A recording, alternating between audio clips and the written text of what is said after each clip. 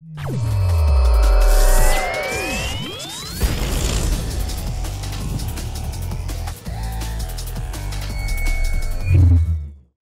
guys, and welcome to a new video. Today we're gonna start the next big project in the 3.10 Delirium League, and this time around it is something, a little bit more special. So I'm one of my 40 of 40 challenges, and when I take a look at the endgame grinds I can either choose between level 100, cleanse dark shrines in the Ubo lab, or complete blighted maps. Cassia, blighted shrines. Level 100 it is. Okay, and what's the best way to do level 100 these days? Probably pure Breachstone Rotors, or what? I got English words. Wait, I got this. Give me a second. I don't know, dude. Never mind. So the way I do it is simple. I'm going to run 60 times the timeless 5-way carry, whatever. Like, there's not a carry in this time around because I'm doing those myself without a pillar boy. So I actually wanted to play this together with somebody else that is resetting the pillar. So some background telling here. If you want to know why do I have like a 5-slot map device, for example, all you need to do is complete a 4-way Legion and just skip the Marraketh Stone because this one is the most expensive. So what you're gonna do is just run 4 of these in the 4-way map device, and then once you completed that, you get to unlock the 5th one, and now I could run the 5-way Legion. So 5-way Legion, if you're unaware, this was the type of main content, the 3.7 Legion League. And basically, this was like the main part. Like today, we're running simulacrums as in the Delirium League. Now and back in the days, we ran the 5 ways as the Legion League. And this was probably the fastest level 100 that I made. So the 5-way carry, we're gonna do one after some talking about this video, or how this is going to be built up, and about the character, what I'm running here. And then we're gonna run a full run so you see what this is all about. And in the end, we're gonna write down everything that I get. So if we're gonna take a look at the write down, we purchased all of these Karoi Storms or whatever, like Marraketh, the timeless emblems. Here is the price setting for each price. So we have about 179 chaos for a complete set, which is about 10,000 chaos. With today's Exalt exchange ratio of 1 to 185, we're talking about 60 Exalts for 60 runs. Kind of, like, it's like 0.99 Exalts per run or something like that.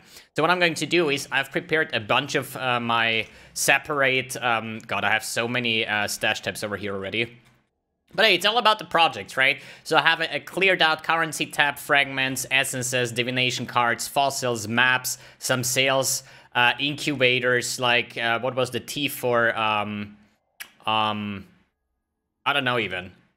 Some other things, right? So we're gonna just write down whatever we're gonna get there, and then we're gonna price check all what we have in the currency tab, in the catalysts, if we get some. I don't think so. Fragments, maps, oils, like, I have no idea what can actually drop there. I'm sure it's going to be probably 2 quad tabs full of incubators, and the rest will be probably completely random. And then we're gonna price check everything, and then we can see, was the investment of 60 Exalts worth it running those? Probably. I mean, the main goal here is not to make profit. The main goal is to reach level 100. And we're going to do it with my occultist here. He's currently level 97, 97.63, basically, right? So we're going to run all of these, and then we're going to see how much experience I get. I hopefully don't die in these 5 ways. So we are now level 97 with about 63% experience. We're going to check afterwards, once I'm done with the maps, basically, how much experience we had. Could I get level 100? If not, how much is still missing, and we can get an average experience per run, basically.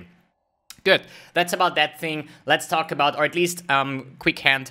This is a 3-part series, okay? First one is this video here where we talk about what we're gonna do in the project. The second video, this is about in 2 days after this video got released. I'm going to make a build guide about the character that I'm using. And on the third video is basically the outcome of this 60 timeless runs, basically, right? If we make profit, how much experience, and so on.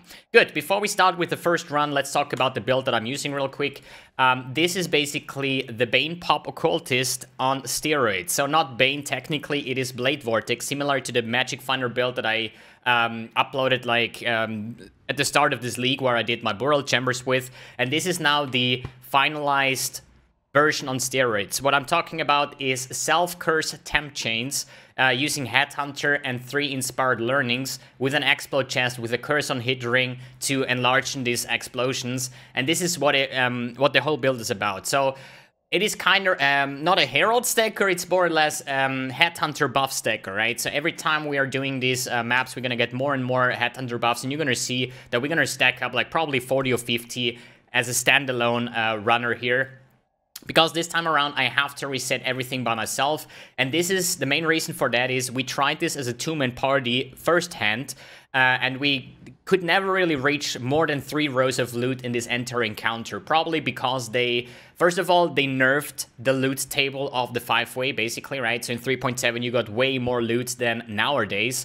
But on the other hand, when I run it alone and I reset myself, then I kind of have no problem reaching like 4 or 5 rows of loot. So I think they kind of managed something or put something in that the symbol monsters have a certain amount of respawn timer, and if you reset too fast, you're skipping those or something like that. I'm not 100% sure why or how does it do or how does it work like that. But I saw that on the solo play, I'm getting more loot out of it, and this is why I'm actually running this solo now. All right, so I would say we're gonna run the first map together, starting off this beautiful project, running 60 5-ways. And basically what this is about, so you need to go to the middle and start resetting your monsters, right? And then you're gonna see how the build performs with the Herald of Ash explosion. So I'm running a Herald of Ash and a 6-link in my staff. The first probably 2 rows here is a little bit slower. I'm not tackling the bosses yet. I'm just here to get as many Headhunter buffs as possible in the first hand. Sometimes I'm actually running to the boss, see how much damage do I do. Okay, I could already kill them. Maybe we're gonna start killing them right away, so it should be fine. But as you see, it's a little bit slow still, so I would say like 1 or 2 more resets in the middle part, so we get some more Headhunter buffs and basically can one-shot the Legion bosses here, basically, right? And you're gonna see at some point we're gonna get so much area of effect that the Herald of Ash explosion will actually kill off the bosses sometimes. Not always, but sometimes the Herald of Ash explosion is enough to kill off the whole Legion boss. So we are now having some nice tempo, so I'm just running 1 circle here, and every time I see a green dot on the map here, then I'm basically just running to the boss. And as you see, 1 Herald of Ash explosions is usually enough to kill half of the map here. So we're just gonna run another circle here, there is nothing else. Reset, run the next circle, stopping on the bosses. So here is 1, this is already dead. So we have some ridiculous amounts of DPS on this build. Good. What else is to talk about, since this run will take 5 minutes, basically? What else could we talk about? Let's keep on talking about the build, how this actually works. So, I'm having a 6-link Herald of Ash in my staff, or at least in my chest, and I'm having a 6-link Blade Vortex in my staff itself, right? So we run a double 6-link over here, and the way this works is basically everything that I kill will explode in a Herald of Ash overkill explosion. Let me reset here. Okay, next run. I'm not really too worried if I get the maximum loot out of that now, because I'm still explaining and not really too focused on the run itself, but it doesn't really matter, it's just 1 run. We almost have like 3 rows of loot now and still like 3 minutes left, so we should be fine in the Greater Good. Good, so how does this work? As soon as I kill something with my Blade Vortex, the Herald of Ash goes off. The Herald of Ash is basically an on-kill effect that is delivering overkill damage, and then based on your additional support gems like damage over time, burning damage, swift deflection, all that kind of stuff is scaling the Herald damage on top of that. Together with the Herald explosion, we have the explosion chest. So whatever I'm killing explodes with the chest as well. And the chest is actually a hit. So the hit of the chest will basically apply my flammability that I have on this ring over here, right? And since we're an occultist, monsters that are cursed have a chance to explode, dealing 1/4 of the life as chaos damage. So now we basically kill 1 monster, it explodes through the explode chest, the Herald of Ash goes off. The Herald of Ash does have a bigger area of effect than the explode chest itself. Then the explode chest, or at least the Herald of the Ash overkill damage, will then kill the next target. The next target through my chest will explode again, and this is how you get this ridiculous big chain reactions going. But you're gonna see more of that once I make the build guide about this build. We're probably gonna run a fully juiced tier 16 Delirium map, and you're gonna see how ridiculous this gets at some part. Okay, we have the first 4.5 rows closing in on ending the 4th row. We still have like 1.5 minutes left. And yeah, this is basically to see how much, is this still the best way to get level 100 these days? And will it be profitable in the end? Because it's always great if you have an aim where you say like, I want to do a certain mechanic here to reach, for example, level 100. And if you make profit with that as well, it's just a win-win situation, right? Good, 1 minute 24 left on the timer. So let's focus here a little bit, killing more bosses. It's like I have such an auto mode gameplay over here, so I'm not really focusing anymore. And if you're wondering, how can you see where you're moving, right? So this is why I have the minimap big in the middle with some nice transparency, so I actually see the borders. And then the only thing I do is just run a circle and check if there is green dots on the minimap, so I can see if there is bosses or not. Currently having like 42 Headhunter buffs, which is super nice to just kill off everything, basically.